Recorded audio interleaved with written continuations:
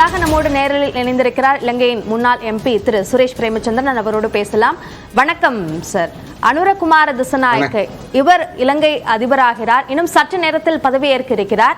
அவருடைய இந்த பொறுப்பு என்பது இலங்கைக்கு நலம் பயக்குமா, தமிழர்களுக்கு நலம் பயக்குமா? இது ரெண்டும் முரணாக இருக்கக்கூடிய சூழல் அவருடைய காலத்திலும் தொடர்வதற்கு வாய்ப்பு இருக்கும்னு நினைக்கிறீங்களா, அல்லது அப்படி இருக்காது நிலை மாறும் நினைக்கிறீங்களா? இப்பொழுது பதவியேற்றிருக்கக்கூடிய ஜனதா விமுக்தி பெரமுன என்று சொல்லக்கூடிய கட்சியை சார்ந்தவர்கள் 1971 ஆண்டிலும் பிற்பாடு 1988 ஆண்டும் 2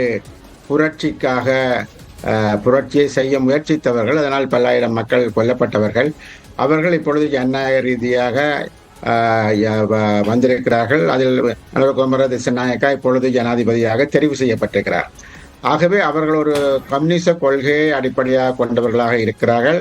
அது ஒரு வரவேற்கத்தக்க விடயமாக இருந்தாலும் கூட ஒரு வங்குரோத்துத்தனமான இருக்கக்கூடிய ஒரு நாட்டை மேலே கொண்டு வருவதற்கான சர்வதேச ரீதியான ஒத்துழைப்புகளை இவர்கள் பெற்றுக்கொள்வார்களா என்ற ஒரு கேள்வி இருக்கிறது. இரண்டாவதாக, இவர் வந்தால் மாத்திரம் போதாது, அடுத்த ஒரு சில நாட்களில் பாராளுமன்றம் கலைக்கப்படும், புதிய பாராளுமன்றம் வர வேண்டும். பாராளுமன்றத்தில் அவரது கட்சியை சார்ந்தவர்கள் பெரும்பான்மை எடுத்துக்கொண்டால் மாத்திரம்தான் அவர்களது கொள்கைகளை நடைமுறைப்படுத்தக்கூடியதாக இருக்கும். ஆகவே வரக்கூடிய பாராளுமன்ற தேர்தல் எவ்வாறு அமையப் போகின்றது, அவர்களுக்கு அதில் பெரும்பான்மை கிட்டுமா என்பது என்னும் ஒரு கேள்வி. ஆனால் இவர்களை பொறுத்தவரையில் தமிழ் மக்களுடைய தேசிய இன பிரச்சனை தொடர்பாக ஏனைய கட்சிகளைப் போல்தான் அவர்களும் எந்த விதமான சிந்தனையற்ற ஒரு அமைப்பாக இருக்கிறதே தவிர, தமிழ் மக்களுடைய தேசிய இன பிரச்சனையை தீர்க்க வேண்டும் என்ற எண்ணப்பாடு நிச்சயமாக இல்லை. மாறாக, ஒரு சோசலிசம் உருவாகினால் எல்லோரும் சமத்துவமாக வாழ முடியும் என்ற எண்ணெய் கருத்தை வெளிப்படுத்துகிறார்களே தவிர, தமிழ் மக்கள் ஒரு தேசிய இனமாக இருக்கிறார்கள், அவர்களது பிரச்சனை தீர்க்கப்பட வேண்டும், நாட்டில் பாரியோர் யுத்தம் நடைபெற்றது என்ற விடயங்கள் எவ்வளவு தூரம் இவர்களாலும் கணக்கில் எடுக்கப்படும் என்ற ஒரு கேள்வி எழுந்திருக்கின்றது. ஆகவே இவர்களூடாக தேசிய இன பிரச்சனைக்கான தீர்வு உடனடியாக வரும் என்று எதிர்பார்க்க முடியாது. மாறாக அடுத்த கட்டத்தை இவர்கள் தாண்ட வேண்டும். பாராளுமன்ற தேர்தல் இருக்கிறது, அதில் பெரும்பான்மையை பெற்றுக்கொண்டால்தான் அவர்கள் விரும்பின எதனையும் செய்ய முடியும் என்ற நிலவரம் இருப்பதால் தான் நான் கருதுகின்றேன். ஓகே, இப்போ தமிழர்களும் சேர்ந்து இலங்கையை ஒன்றாக இது உயர்த்தக்கூடிய பணிகளில் ஈடுபடுவோம் என்று அதிபராக அவர் ஆகிறார் என்று அதிகாரப்பூர்வமாக அறிவிப்பு வெளியான பிறகு தன்னுடைய முதல் பதிவில் அவர் இட்டிருக்கிறார். அப்போ ஒரு ஆட்சி அதிகாரத்திற்கு வந்த பிறகு தமிழர்களும் சேர்ந்து பணியாற்ற வேண்டும் என்ற ஒரு நிலைப்பாட்டிற்கு அவர் மாறியிருக்கிறார் என்று பார்க்க முடியாது. சேர்ந்து என்பதில் மாற்று கருத்துக்கள் இல்லை. தமிழர்களும் சேர்ந்து பணியாற்ற வேண்டுமாக இருந்தால் குறைந்தபட்சம் இப்பொழுது இருக்கக்கூடிய வருஷம் நடத்தப்பட்டு மாகாண சபைக்கான அதிகாரங்கள் கையளிக்கப்பட்டு தமிழ் மக்கள் குறைந்த அதிகாரங்களுடனாவது தமது கடமைகளை தோற்றுவிக்கும் அவர்களிடம் இணைந்து பணியாற்ற முடியும். அவர்கள் அதை செய்ய வேண்டும் என்பது தமிழ் மக்களுடைய கோரிக்கை. அதை செய்வார்களா என்பது நாங்கள் பொறுத்திருந்தான் பார்க்க வேண்டும். ஏனென்றால் அவர்களது கொள்கைகளை பொறுத்தவரையில் கடந்தத்தில் இருந்த வடக்கு மாகாணத்தை நீதிமன்றம் சென்று பிரித்த வேலைகளை இவர்கள் தான் செய்திருந்தார்கள். ஆகவே அந்த வகையில் இந்த விடயங்களை இவர்கள் கையாள்வர்களா என்ற மக்கள் பொருளாதார சிக்கல் என்ற இந்த விஷயத்திலிருந்து மீள வேண்டும் என்றால் தமிழர்களுடைய நலனும் காக்கப்பட வேண்டும், உள்ள இருக்கிற இந்த பிரச்சனையும் சரி செய்ய வேண்டும் என்ற கோரிக்கை தொடர்ந்து தமிழர் சொல்லி வரார். நீங்க கூறியது போன்று 2 விடயங்கள் முக்கியமான விடயங்கள். ஒன்று, இந்த நாடு பொருளாதார ரீதியாக இருந்தால் இந்த நாட்டுக்கு வர வேண்டும் என்று அவர்கள் விரும்புகிறார்கள். முதலீடுகள் வர வேண்டுமாக இருந்தால் தமிழ் மக்கள் சினைகிறது, அவற்றை இவர்கள் எவ்வளவு தூரம் நிறைவேற்றுவார்கள் என்ற கேள்வி இருக்கிறது. இரண்டாவதாக, நாடு வரிசைகள் இல்லை, வங்குரோத்துத்தனத்திலிருந்து மேலே வந்திருக்கிறோம் என்று அவரை பொறுத்தவரையில் அவர் ஐரோப்பிய அமெரிக்க இந்தியாவுடன் ஒரு குறிப்பிட்டவர். எப்படியும் ஒரு கம்யூனிச கொள்கையை சார்ந்ததன் காரணமாக ஐரோப்பிய அமெரிக்க நாடுகளுடைய ஒத்துழைப்பை எவ்வளவு தூரம் பெற்றுக்கொள்வார் என்ற ஒரு நிலை இருக்கு. சீனா சொன்ன சந்தேகங்களும் இருக்கிறது. ஆகவே இவ்வாறான சூழ்நிலையில் எதிர்காலத்தில் பொருளாதார ரீதியாக நாட்டை கட்டியெழுப்பக்கூடிய நிலைமைகள் இருக்குமா இல்லையா என்ற பல கேள்விகள் தொங்கிக் கொண்டிருக்கக்கூடிய ஒரு சூழ்நிலை தான் பார்க்கின்றோம். ரொம்ப முக்கியமா நீங்க சொன்ன மாதிரி சீனாவிற்கு ஆதரவான ஒரு நிலைப்பாட்டை எடுப்பார் என்ற ஒரு கருத்து பரவலாக சொல்லப்படுகிறது. அவர் மானையால மட்டும் இந்த பேச்சு சொல்லப்படுதா அல்லது சீனாவிற்கு, இப்ப இந்தியாவிற்கு எப்படி தேர்தலுக்கு முன்பாக அவர் வந்து சென்றாரோ அதே போன்று சீனாவிற்கு வந்து சென்றார் என்றும் சொல்லப்படுகிறது. அதனால அவர் ஆதரவான ஒரு எடுப்பார் என்ற அந்த கருத்து சொல்லப்படுதா? இல்ல அவர் சீனாவுக்கு போயிட்டு வருவது அல்ல, உள்ள அவர்களது சார்பு கம்யூனிச கொள்கைகளாகவும் ஆரம்ப காலகட்டங்கள் தொடர்ந்து இருந்து வந்திருக்கிறது. அது மாத்திரமில்லாம நீண்ட காலம் எதிர்ப்பான நிலைகள் எடுத்திருந்தார்கள். இப்பொழுது எவ்வளவு தூரம் அதில் மாற்றங்கள் ஏற்பட்டிருக்கிறது. முதல் முறையாக இவர்கள் அதிகாரத்துக்கு வந்து அதனுடைய இந்தியாவை எவ்வளவு தூரம் கையாள்வது, இலங்கைக்கு நிறைய கடன்களை கொடுத்த சீனாவை எவ்வாறு கையாள்வது, நாட்டினுடைய பொருளாதார பிரச்சனையை உயர்த்த அமெரிக்க ஐரோப்பிய நாடுகளை எவ்வளவு தூரம் கையாள்வது என்ற ஒரு நிலவரம் நிச்சயமாக அவர்களுக்கு புதியது.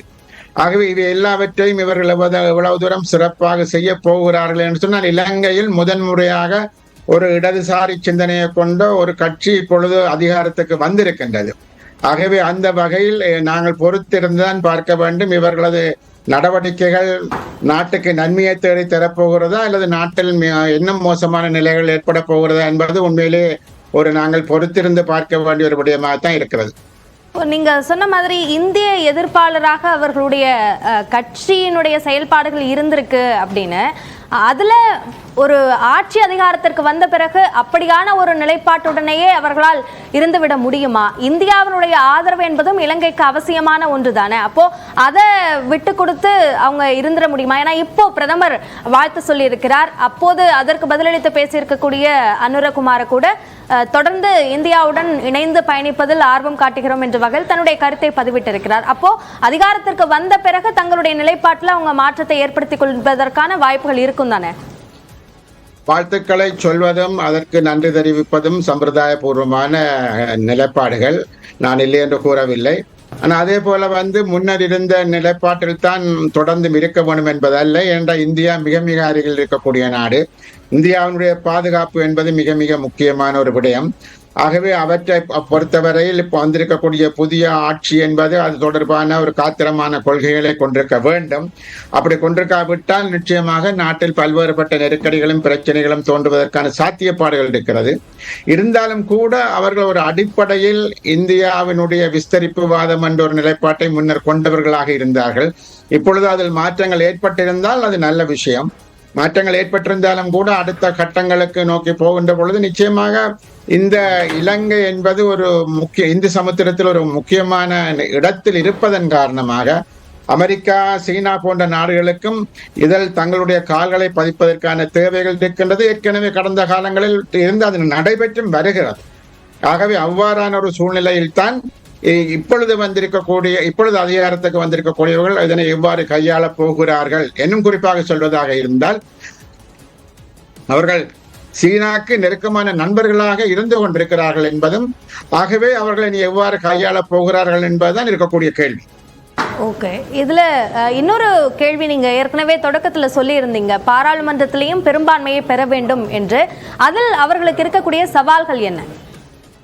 இப்பொழுது நீங்கள் எதிர்த்தரப்பில் போட்டியிட்ட ரணில் விக்ரமசிங்க, சஜித் பிரேமதாச இரண்டு கட்சிகளையும் பார்த்தீர்கள் சொன்னா, இருவரும் ஏற்கனவே ஒரு கட்சியில் இருந்தவர்கள். இருவர்களும் இரண்டாக பிரிந்து நிற்கிற பொழுதுதான் இப்பொழுது வந்திருக்கக்கூடிய அனுரகுமார திசாநாயக்கா வெற்றி பெறுவதற்கான ஒரு சாத்தியப்பாடு ஏற்பட்டுள்ளது. ஆகவே பாராளுமன்ற தேர்தல்கள் இந்த தரப்புகள் ஒன்றுபடுமாக இருந்தால் நிச்சயமாக அது இப்பொழுது ஆட்சி அதிகாரத்துக்கு வந்திருக்கக்கூடியவர்களுக்கு பாரிய ஒரு சவாலாக இருக்கும்.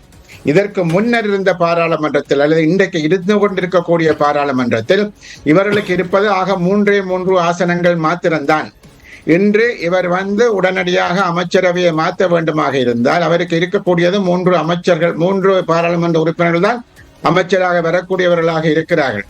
ஆகவே பாராளுமன்றத்தை கலைத்து 225 பேர் கொண்ட பாராளுமன்றத்தில் குறைந்தபட்சம் அவர்கள் 115 பேரை எடுப்பதனூடாகத்தான் அவர்கள் தமது ஆட்சியை நிலைநிறுத்த முடியும். ஆகவே இலங்கை பாராளுமன்றம் என்பதுதான் சகல பைனான்சியல் பில்லையும் அவர்கள் தான் பாஸ் பண்ண வேணும். ஆகவே இவர்களுக்கு சாதகமான பாராளுமன்றம் உருவாகாவிட்டால் தொடர்ந்து ஆட்சியில் இருப்பது என்பதும் கடினமாக இருக்கும். ஆகவே மிக விரைவாக பாராளுமன்றம் கலைக்கப்பட்டு அவர்களது ஆட்சி உருவாக்கப்பட வேண்டும். பாராளுமன்றத்தில் பெரும்பான்மை கொண்டு வரப்பட வேண்டும். பாராளுமன்றத்தில் பெரும்பான்மை வருமா என்பது கூட அது இன்னும் ஒரு சவாலான விடயமாகத்தான் அது இருக்கிறது.